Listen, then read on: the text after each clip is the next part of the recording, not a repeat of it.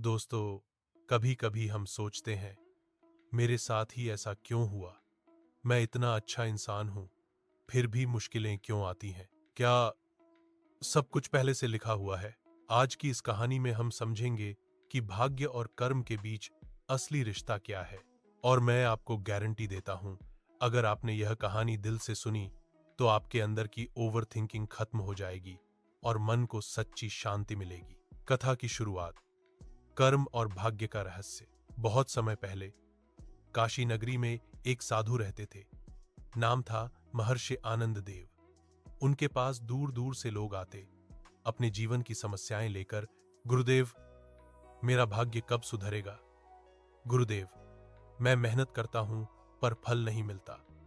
महर्षि मुस्कुराते और बस एक ही बात कहते, फल तो मिलेगा ही, लेकिन जैसा कर्म करोगे वैसा ही फल मिलेगा। क्योंकि कर्म कभी मिटता नहीं, वो समय के साथ लौटकर जरूर आता है। लोग समझ नहीं पाते थे कि आखिर कर्म लौट कैसे सकता है। तो उन्होंने एक दिन कहानी सुनाई। भाग 2, बुद्ध की कथा। कर्म का चक्र। महर्षि बोले, एक बार भगवान बुद्ध के समय में एक भिक्षु था। नाम था धम्मपाल। वो बहुत शांत, विनम्र और करुणामय था।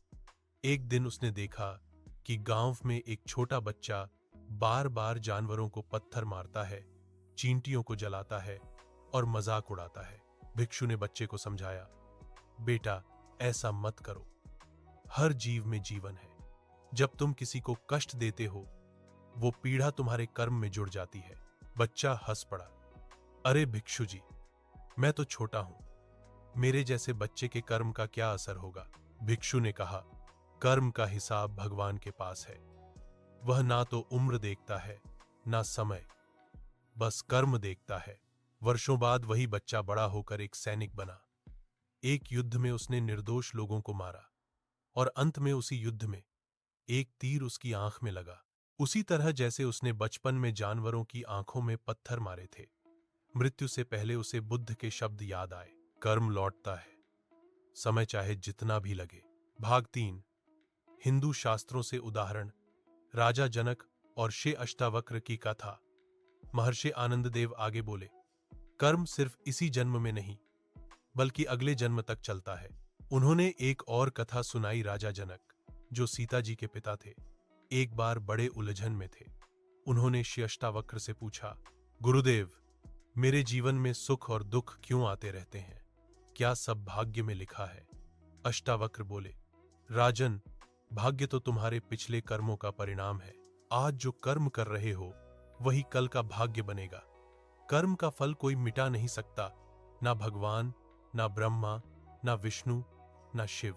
राजा जनक समझ गए कि अगर वो न्यायपूर्ण कर्म करेंगे, तो अगला जन्म भी उन्हें ईश्वर के समीप ले जाएगा।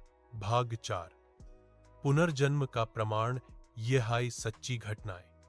अब महर्षि ने एक और कहानी सुनाई, जो कई जगह लिखी गई है।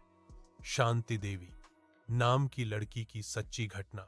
1926 में दिल्ली में शांति देवी नाम की बच्ची पैदा हुई। 3 साल की उम्र में ही वह बार बार कहती, मैं मथुरा में रहती थी, मेरे पति का नाम केदारनाथ था।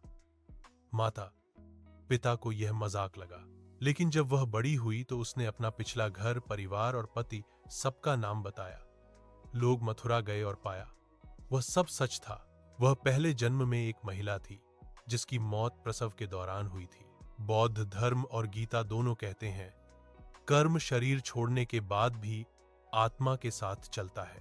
अर्थात जो अच्छे कर्म करते हैं, आत्मा उनके पुण्य से ऊंचे लोकों में जाती है, और जो बुरे कर्म करते हैं, उन्हें वही दुख फिर से भुगतने पड़ते हैं। भाग 5, कर्म का नियम और जीवन का संतुलन। दोस्तों, कर्म का नियम बहुत सीधा है। जो बोओगे वही काटोगे। अगर आप किसी को दर्द दोगे, तो वही दर्द किसी रूप में लौटकर आपके पास आएगा। अगर आप प्रेम, दया और सहानुभूति फैलाओगे, तो वही ऊर्जा आपको खुशियां लौटाएगी। कर्म को अच्छा या बुरा कोई भगवान नहीं तय करता, बल्कि हम खुद तय करते हैं अपने कर्मों से। और सबसे महत्वपूर्ण बात, अच्छा कर्म बुरे कर्म को मिटा नहीं सकता, दोनों का फल अलग अलग मिलेगा। यानी अगर आपने किसी को धोखा दिया और बाद में 100 लोगों की मदद भी की तो मदद का फल अलग मिलेगा, लेकिन धोखे का परिणाम आपको भुगतना ही पड़ेगा। भाग 6, कर्म और संतोष। महर्षि आनंद देव ने कहा, संतोष ही सच्चा धन है। जो व्यक्ति अपने जीवन में मिला हुआ स्वीकार कर लेता है वो कभी दुखी नहीं होता। हम जब अपने कर्म पर ध्यान देते हैं और परिणाम को भगवान पर छोड़ देते हैं तो मन शांत रहता है, क्योंकि भाग्य बदलने की चाबी हमारे कर्मों में ही छिपी है। जैसा भगवान श्री कृष्ण ने गीता में कहा, कर्मण्येवाधिकारस्ते मा फलेषु कदाचन, अर्थात तुम्हारा अधिकार सिर्फ कर्म करने में है, फल देने वाला भगवान है। भाग 7, आधुनिक दृष्टांत। आज के समय में भी देखिए, कई बार किसी व्यक्ति को बिना कारण बड़ा नुकसान होता है और कोई व्यक्ति बहुत मेहनत के बिना सफलता पा लेता है। हम सोचते हैं ये अन्याय है, लेकिन नहीं, यह पिछले जन्मों के कर्मों का हिसाब है। कर्मों का लेखा जोखा सटीक है, ना जल्दी होता है ना देर। इसीलिए हमें हर स्थिति में धैर्य रखना चाहिए, क्योंकि जो भी हमारे भाग्य में लिखा है वो होकर रहेगा, लेकिन हम उसे कैसे झेलते हैं वो हमारे कर्मों पर निर्भर करता है। भाग 8, मन की शांति का सूत्र। दोस्तों, यह जीवन एक यात्रा है और हर जन्म एक परीक्षा। हमारे कर्म ही हमारे भविष्य का मार्ग बनाते हैं।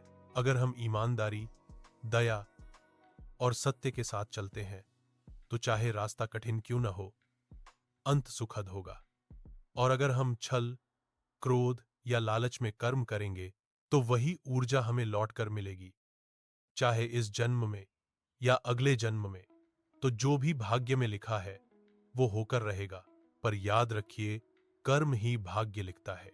जो भी भाग्य में लिखा है होकर रहेगा। यही है कर्म का अद्भुत रहस्य।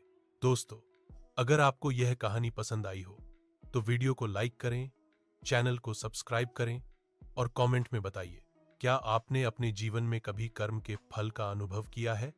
और याद रखिए, कर्म से भाग्य बनता है और अच्छे कर्म से भगवान मिलता है। शांत रहें, संतुष्ट रहें और हर पल अच्छे कर्म करें।